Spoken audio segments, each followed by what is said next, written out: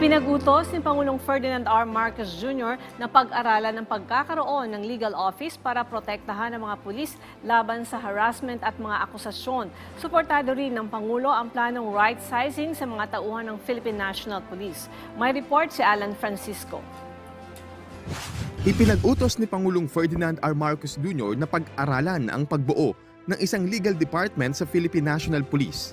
Hakbang ito para protektahan din ng mga pulis laban sa harassments at akusasyon. Sa Second Command Conference sa PNP sa Campo Crame, binigyang diin ni Pangulong Marcos na ang legal department ay magisilbing defense counsel ng mga police officer na nahaharap sa iba't ibang reklamo. Sabi ni Pangulong Marcos, hindi pwedeng baliwalain na lang ang kapakanan ng mga pulis, lalo na ang mga ordinary policemen and policewomen na hindi maka-afford ng abogado o legal advice. Suportado rin ni Pangulong Marcos ang plano ng PNP na magpatupad ng right-sizing ng kanilang mga tauhan upang ma-maximize ang police force at police visibility sa buong bansa. Paliwanag naman ni DILG Secretary Benhur Abalos Jr., nais lang ng Pangulo na maiwasan ang duplicity of work ng mga pulis. Ang ginagawa ngayon ni Chief Marbil is this, no? Tinitignan niya yung mga nagduduplicate ng trabaho.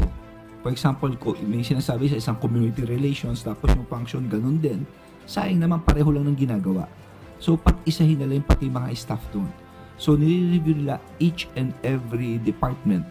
Ano yung po pwedeng mabawasan ng tao para mailagay na lang sa field, on the ground. Kasi importante yun eh. Alan Francisco, para sa Pambansang TV, sa Bagong Pilipinas.